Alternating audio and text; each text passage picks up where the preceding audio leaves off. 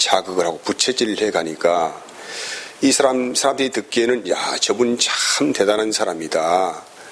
정말로 좋은 말씀하신다. 그릇이 큰 사람이다. 이렇게 자꾸 생각하여서 그 사람의 욕망을 불쏘시개처럼 사용하여서 자기의 제자들을 만들어 가기 때문에 생기는 오류가 있다. 세 번째 또 선생된 자들의 문제가 뭐냐면은 말이 많다는 것이, 말이 많으니까 그만큼 실수도 많다는 것입니다. 여러분, 우리는 모든 일상생활을 주로 대화로 풀어갑니다. 그런데 사실 대화라고 하는 것이 그렇게 간단한 문제는 아닙니다. 말을 많이 하게 되어지면 그만큼 실수도 많다는 결론에 도달할 수밖에 없다는 것을 우리에게 말씀하고 있는 것이죠. 또 네 번째는 지식의 오류가 있다는 것입니다. 사람은 각자 자기의 생각 안에서 뭔가를 바라보고 해석하려고 하는 주관성을 가지고 있습니다. 그렇기 때문에 정확한 지식을 전달하기가 어렵다라고 하는 그런 오류를 몇 가지 들 수가 있는데, 그래서 오늘 본문의 말씀에서는 너희가 선생 되려고 하는 자들에 대해서 왜 경계를 해야 하는가에 대해서 말씀을 하는 거예요. 몇 가지 예를 들어가면서 배가 어떻게 움직이는가 봐라. 작은 키 하나 가지고 사공이 큰 배를 움직이는 것처럼 혀는 그렇다. 또한 말의 입에 재갈을 물리는 이유가 무엇이냐. 말에게 순종하게 하려고 하는 거 아니냐. 또한 쭉 읽어가면서 이 작은 입에서 얼마나 큰 참 화살과 독이 나오는지 모른다라는 말씀을 하는 거예요. 여러분, 사람의 입에 혀라고 하는 것은 정말로 지옥불에서 난 것 같다고 하는 거예요. 본문에서 말씀의 의도는 그래요. 지옥불에서 나오는 불과 같다. 수많은 독이 있고 저주가 있고 이것들로 인하여서 사람의 영혼을 불사르기도 한다. 이 말의 영향력, 언어의 영향력이라는 것이 얼마나 큰지를 생각하여 보아라 라는 것입니다. 근데 여러분, 생각하여 보면은 결코 이 언어의 문제, 말의 문제는 곧 무엇과 연결되는 부분이냐면 마음의 문제와 연결되는 문제입니다. 왜냐하면은 마음이 없는 것이 혀로 나올 수는 없지 않습니까? 그래서 성경은 말을 합니다. 마태복음 15장 18절에서 20절까지 말씀에 보면은 입에서 나오는 것들은 마음에서 나오나니 이것이야말로 사람을 더럽게 하느니라. 마음에서 나오는 것은 악한 생각과 살인과 간음과 음란과 도둑질과 거짓 증거와 해방이니 이런 것들이 사람을 더럽게 하는 것이라고 하는 거예요. 이 마음의 세계 안에서 이루어지는 것들이 결국은 말로 표현되는 되기 때문에 이것이 얼마나 큰 엄청난 일인가에 대해서 생각해보자는 것입니다. 이 말씀의, 이 본문에 방금 읽은 말씀의 배경은 그 당시 유대 사회에서 지도자라고 칭함을 받는, 즉 선생들이라 칭함을 받는 랍비들이죠. 바리새인들, 서기관들, 이런 사람들이 예수님의 행동에 대해서 시비를 걸었습니다. 왜 너희들은 손을 씻지 않고 밥을 먹느냐? 이것은 율법에 어긋난다 라고 말할 때 예수님께서 하는 말씀이거든요. 이들은 입만 열면은 하나님의 영광 운운하면서 율법을 연구하고 가르치고 또 체계화시키고 이런 일들을 하는 사람 아니겠습니까? 지금으로 말한다면 성경학 박사 이런 학위를 가지고 있는 사람들이라고 할 수가 있겠지요. 근데 이들이 외식을 한다는 것입니다. 말만 많이 하고 가르치기는 많이 하는데 전혀 행함이 없다. 그리고 성경에서 무엇을 말씀하는지를 전혀 이해하지 못하고 있다. 이런 말씀을 예수님께 하시면서 그래서 너희들은 외식하는 자들이다. 그래서 소경을 인도하면은 둘 다 구렁텅이에 빠지는 것 아니냐라고 말씀을 합니다. 여러분, 이들의 가르침이 왜 문제가 되는가 하면은 여기에서 이제 예수님께서 하신 말씀은 사람의 교훈으로 가르치는 것이기 때문에 그래서 이 교훈이라고 하는 것은 사람이 어떻게 살아가는 것이 합당하다. 삶의 이치 뭐 이런 것들을 교훈이라고 하지 않습니까? 그런데 여러분 사실 누구든지 말은 잘 할 수가 있습니다. 여기 있는 이 설교하는 저도 매일 말을 해야 하는 어떤 직업이라고 한다면 참 좀 골치 아픈 직업이에요. 뭔가 새로운 말을 자꾸 해야 되고 전달해야 돼, 의무적으로. 요 일을 하면서 때로는 참 제 자신이 좀 어떻게 보면은 좀 어려울 때도 사실 많이 있습니다.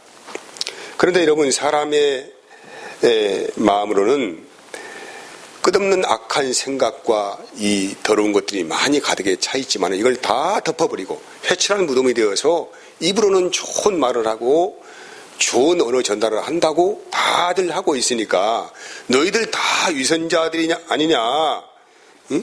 뭐 이런 얘기죠. 말씀을 가르치는 자나 말씀을 듣는 자나 똑같은 사람들이다. 그러니 말장난하지 말라는 것입니다. 그러면은 여러분 우리는 누구에게 배우고 누구의 가르침을 받아야 합니까? 이런 우리가 생각을 할 수가 있습니다. 마태복음 23장 8절에서 12절까지 말씀에 보면은 그러나 너희는 납비라 칭함을 받지 말라. 너희 선생은 하나요. 너희는 다 형제니라고 하죠. 또 9절에도 땅에 있는 자를 아버지라 하지 말라. 너희의 아버지는 한 분이시니 곧 하늘에 계신 이시니라. 또한 지도자라 칭함을 받지 말라. 너희의 지도자는 한 분이시니 곧 그리스도시니라고 합니다. 여러분 이 말은 가르치는 자를 선생이라 부르지 말고 너희를 세상에 있게 한 아버지를 아버지라고 부르지 말라 이 말은 아니겠죠. 이 말이 담고 있는 의미를 우리에게 전달하는 것입니다. 너희의 진정한 스승이 누구이고 너희의 진정한 아버지가 누구인가에 대해서 생각하여 보라는 것입니다. 여러분 여기에는 우리는 다 자기 위치에서 삶을 살고 있지요. 저도 이 가정에서는 한 가정의 가장이고 또 자녀들과의 관계는 제가 아버지가 됩니다. 근데 사실 제가 제 자신을 생각을 해보아도 저는 가장으로서의 어떤 면목을 갖추고 있지 못합니다. 또 아버지로서의 어떤 그런 합당한 삶을 살고 있지도 못해요. 굉장히 많은 약점을 가지고 있는 사람입니다. 허물도 많고 실수도 굉장히 많은 사람이에요. 그런데 이렇게 허물과 실수가 많은 자가 무엇을 누구를 가르친다고 하는 것은 참 이것도 앞뒤가 맞지 않는 말씀이라는 것이죠.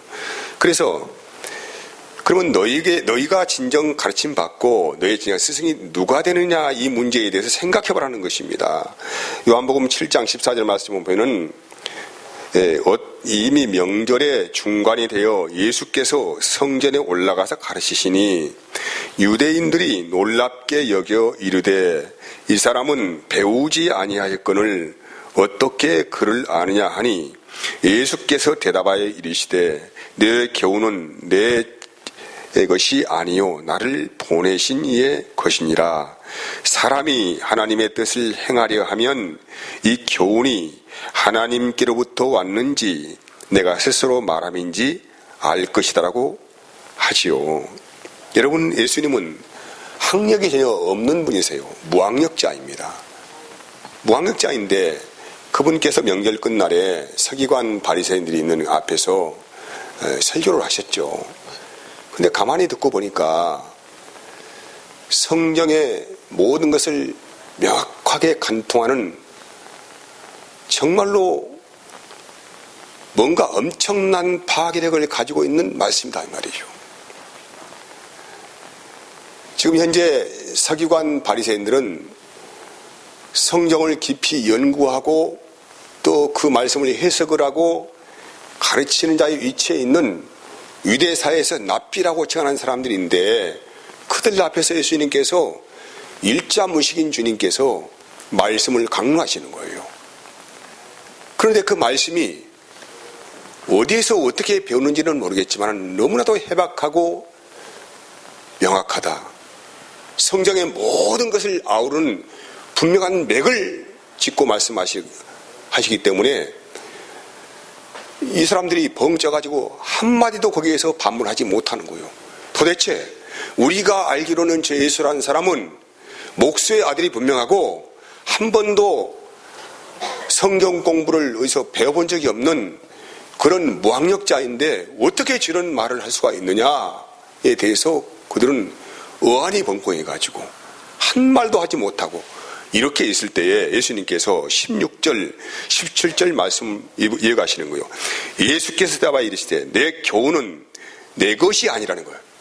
내 것이 아니요 나를 보내신 이의 것이다 라고 아주 분명하게 명료하게 말씀을 하는 것입니다. 여러분 지금 예수님 안에 누가 계십니까? 여러분 제가 지금 매주일 설교 때마다 설교의 포인트를 지금 여러분에게 말씀하고 있는 거예요. 사람은 사람에게서 어떤 지식을 배우고 무엇을 배운다 한들 별 영향력을 받지 못합니다.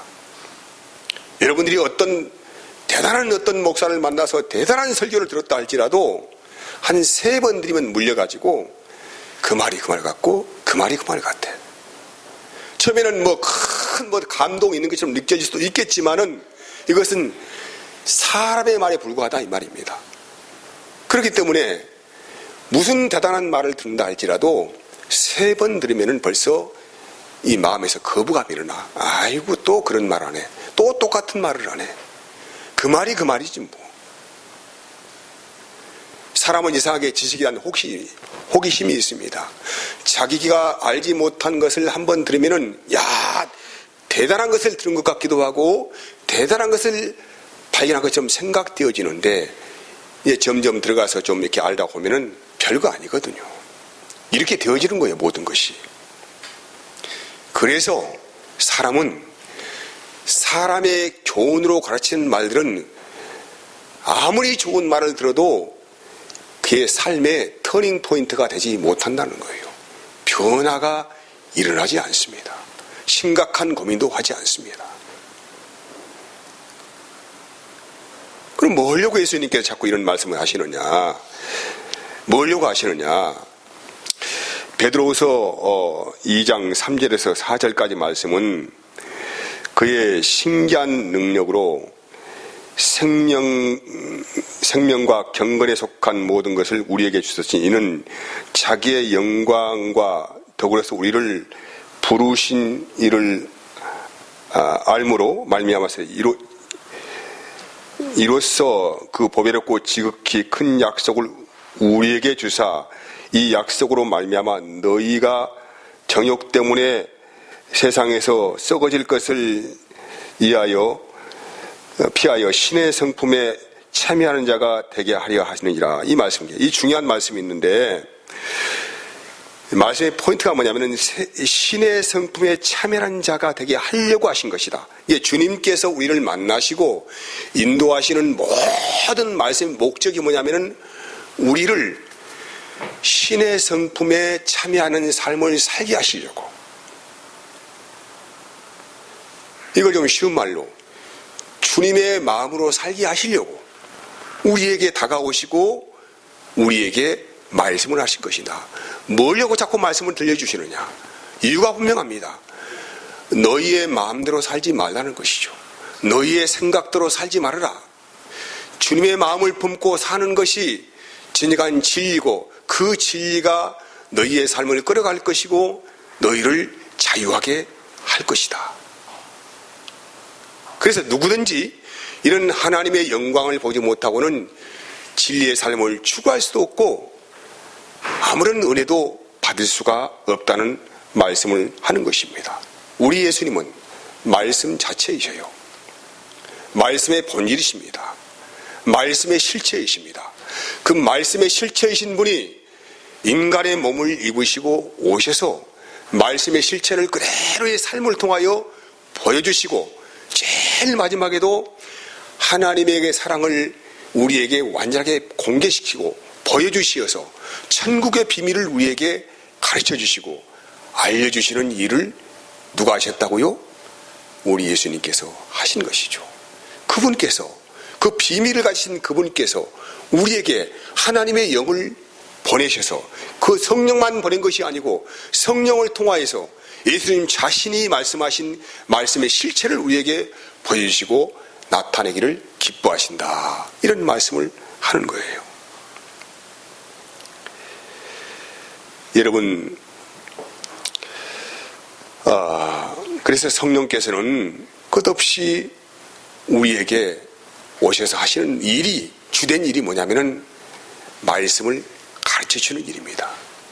말씀을 가르쳐 주시고 예수께서 행하신 일을 생각나게 하시고 이렇게 해서 우리 인생들을 끌어가시게 된다는 것입니다. 고전 2장 13절 말씀은 이렇게 기록해 있어요. 우리가 이것을 말하거니와 사람의 지혜가 가르친 말로 아니하고 오직 성령께서 가르치신 것으로 하니 영적인 일은 뭐라고 하는 거예요? 영적인 것으로 분별을 한다는 거예요. 우리가 하나님의 음성, 성령의 음성을 크게는 두 가지로 구분하여 들을 수가 있습니다.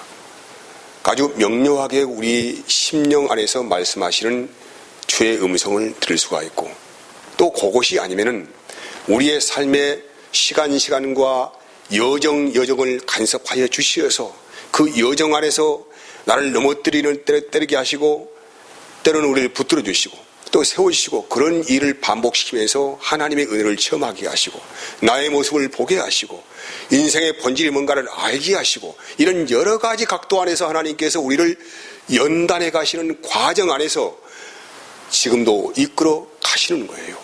이걸 누가 하시는 것입니까? 성령의 역사 안에서 우리를 신의 성품에 참여한 자의 삶을 살게 하시려고 지금도 우리 주님은 끝없이 우리의 인생에 채찍을 드시고 때로는 매를 때리기도 하시고 넘어뜨리게 하게 하시고 거기에서 내 인생의 끄트머리를 보게 하시고 좌절도 보게 하시고 그런 은혜 가운데서 주님께서 또한 이렇게 세워주시고 이런 간섭하시는 은혜를 입고 있는 자들이 하나님의 사랑을 입고 있는 자라고 말씀을 하는 거예요. 그런데 하나님의 사랑을 입고 있는 자들은 전혀 그 인생을 터치하지 않습니다. 자기들이 원하는 대로 잘 돼요. 이상하게 그래. 이게 하나님의 터치를 받지 않는 사람들은 자기의 꿈을 향하여서 날마다 매진하고 고민하고 염려하고 살아가니까 여러분 돈도 잘 벌 수 있어요. 더 우리 그리스도보다 더 건강하게 할 수도 있어요. 그런데 중요한 것은 영생의 비밀을 알지 못한다는 거예요. 이 세상에서 우리가 살아가면서 사업을 잘 해나가고 가정을 잘 이루어 나가고 건강을 잘 돌보고 굉장히 중요하고 소중한 일입니다. 하지만 이런 모든 것들을 다 우리가 이루고 가졌다 한들 영생의 약속이 우리에게 주어지지 않는다면 우리가 하는 현재 신앙의 행위나 그 모든 것들이 무슨 의미가 있고 무슨 삶에 어떤 능력이 있겠느냐 이 말이에요. 세상의 모든 사람들은 넓은 길로만 가려고 자꾸 지금도 애를 쓰고 있습니다. 좁은 길을 바라보지 않습니다. 주님은 그래서 그 누구도 사람의 가르친 말로 하는 것이 아니다. 분명하게 말씀하세요. 우리가 이것을 말하거니와 사람의 지혜가 가르친 말로 아니하고 오직 너희 안에 계신 성령께서 가르치는 것으로 하니 영적인 일은 영적으로 분별을 한다고 합니다. 그리고 요한일서 2장 27절 말씀에 보면은 너희는 주께 받은 바 기름 부음이 너희 안에 거하나니 아무도 너희를 가르칠 필요가 없다는 거예요. 여기 있는 김종훈 목사가 여러분의 모습을 보고 저분이 이렇게 이런 길로 가면 안 되는데 하고 내가 사정을 하고 눈물을 흘리고 해도 사람은 안 돼요. 그렇게 안 된다고요. 될 수가 없어요. 그 사람이 직접 하나님의 얼굴을 대면하여 보고 그분의 음성을 듣지 않는 이상은 사람은 변하지 않아요. 않는다고요. 그것은요. 그건 제가 이제까지 목회를 해온 경험도 그래요. 최근에도 어떤 분 교회를 이렇게 어떤다길래 그건 옳지 않는 것이다. 여기서 결정해라. 그건 옳지 않는 것이다. 설득해보고 구슬려보고 이렇게 해도 한 번 마음이 정해져 있으니까 안 돼. 안 된다는 거예요. 사랑하는 여러분, 말씀이 분명합니다. 아무도 너희를 가르칠 필요가 없다는 거예요. 사람의 말은 아무리 들어도 좋은 교훈은 되지만은 인생의 보탬이 되는 말을 들을 수가 있겠지만 생명과 연결되는 문제는 아무것도 얻을 답이 없습니다.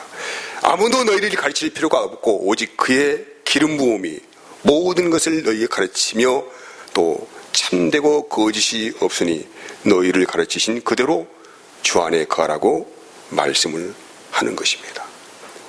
이것이 좀 어려운 말로 둘째 것을 우리 안에서 이루어 가신다라고 결론을 말씀드립니다. 감사합니다. 기도하겠습니다. 하나님 감사합니다.